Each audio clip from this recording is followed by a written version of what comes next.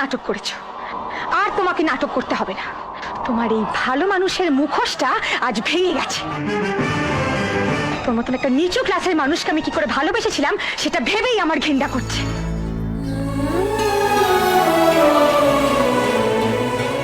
বাহ, ঠিক সময় এসে পড়েছি, না হলে মেয়েকে আর বাবাকে একসঙ্গে দেখতে পেতাম। স্যার, স্যার, আপনি দয়া করে ওকে আপনার সঙ্গে নিয়ে যান। নিজের বাড়িতে না রাখতে পারেন, থানার হাজতে বন্দি করে রেখে দিন, তাহলে অন্তত ও নিরাপদে থাকবে। স্যার, আমাকে একা পেয়ে যাবেন না স্যার।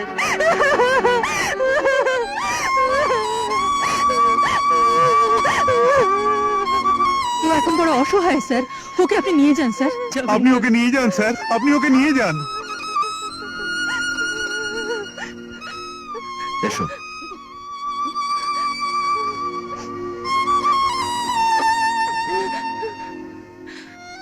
ভগবান, তুমি ওকে রক্ষা করো।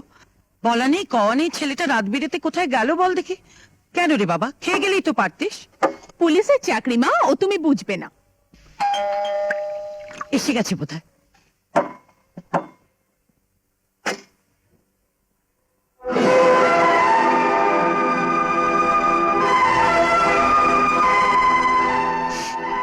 সুব্রত, ওকে মা, ও হচ্ছে দিলীপ বাবুর বোন। আমি তোমাকে বলেছিলাম না যে দিলীপ বাবু মারা যাওয়ার পর থেকে ও খুব অসহায় অবস্থায় আছে বস্তিতে, তাই আমি ওকে। আমি ভাবতেই পারছি না, আমার ছেলে হয়ে তুই এরকম চোরের মতো কাজ করলি। ছি ছি, ভাবতেও আমার লজ্জা লাগছে। মা, এ তুমি কি বলছো মা? তোর উচিত ছিল এই অসহায় মেয়েটাকে সিঁদুর পরিয়ে 7 পাক ঘুরিয়ে বাড়িতে বউ করে নিয়ে আসা। মা, মা,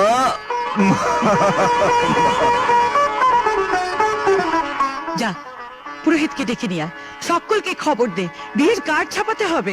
হ্যাঁ মা, কার্ড ছাপাতে হবে, আর প্রথম কার্ডটা পাঠাতে হবে এসপি কাকা বাবুকে। উনি তোকে এই এলাকার দায়িত্ব দিয়েছে বলেই না আমাদের বৌদি খুঁজতে কোনো কষ্ট হলো না। মা, জানো তো, দাদাটা জানো কি, তোমাকে যে এত সুন্দর দেখতে আমাকে একটা বারও বলেনি। মাধুরী, তুই যা, পার্বতীকে নিয়ে ওই ঘরে যা। চলো বৌদি। জানো দিদি, সবাই মিলে আমার বিরুদ্ধে চক্রান্ত করছে, আমি সবাইকে জেলে ঢোকাবো। আর তোমাকে কেউ জেলে ঢোকাবে না। কি বলছোটা কি তুমি? থাক দেব, থাক। অনেক নাটক করেছো, আর তোমাকে নাটক করতে হবে না। তোমার এই ভালো মানুষের মুখোশটা আজ ভেঙে গেছে। অদিতি, কি পাগলের মতন কি বলছি আমি? একদিন তুমি আমায় বলেছিলে না, তোমায় বিয়ে করলে আমায় আফসোস করতে হবে। আর তুমি তুমি নিজে সেই কথাটা আমায় চোখে আঙুল দিয়ে বুঝিয়ে দিলে। আর সত্যি সত্যি আমি আমার ভুলের জন্য অনুতপ্ত।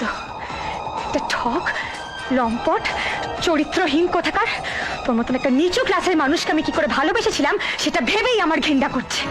অদিতি, অদিতি, আমার মনে হচ্ছে তোমার কোথাও একটা কিছু ভুল হচ্ছে, তোমাকে কেউ কিছু একটা ভুল বোঝাচ্ছে। তুমি মাথা ঠান্ডা করো, চেঁচামেচি না করে ঘরে ভেতর চলো। ঘর? ঘর কাকে বলে তুমি জানো? শুধুমাত্র 4টে দেওয়াল আর কিছু ফার্নিচার থাকলেই তাকে ঘর বলে না। ঘর হয় দুটো মানুষের সুস্থ সম্পর্কে। অবশ্য তোমার মতন একটা চরিত্রহীন লোক সেটা বুঝবে কি করে? ছি ছি ছি ছি ছি ছি। লজ্জা করলো না তোমার? শেষ পর্যন্ত একটা মেড সার্ভেন্টের সঙ্গে। উফ! অদিতি, অদিতি, প্লিজ ঠান্ডা মাথায় আমার কথাগুলো শোনো, ঘরের ভেতর চলো।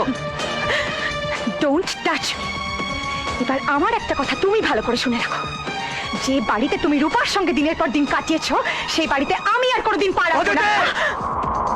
মারো, কি হলো? মারো, আরে মারো। ও তোমাকে ভালোবেসেছে, তার প্রায়শ্চিত্ত তোকে করতেই হবে। মারো মারো মারো মারো।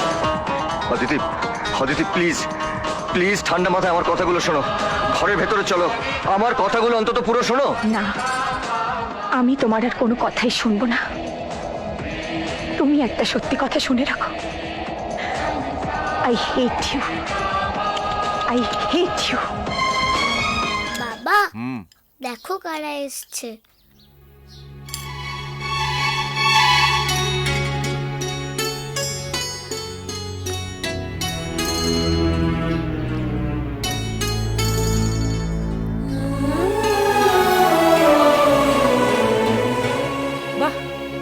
ঠিক সময় এসে পড়েছি, না হলে মেয়েকে আর বাবাকে একসঙ্গে দেখতে পেতাম না। তুমি আমায় কত মিথ্যে বলেছিলে, তুমি নাকি সফটওয়্যার ইঞ্জিনিয়ার। তোমার বাড়িতে না আসলে আমি বুঝতেই পারতাম না যে তুমি একটা চোর, তারপরে একটা মেয়ের বাবা। ছি!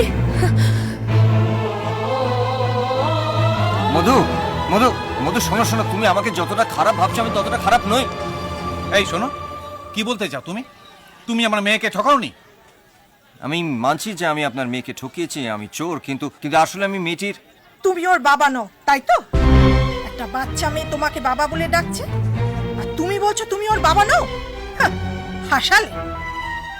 না মানে আসলে আসলে ওই মেয়েটির বাবার সাথে আমার মুখের, স্যার স্যার বিশ্বাস করুন, আসলে আসলে মেয়েটির আসল বাবা কিন্তু আমি।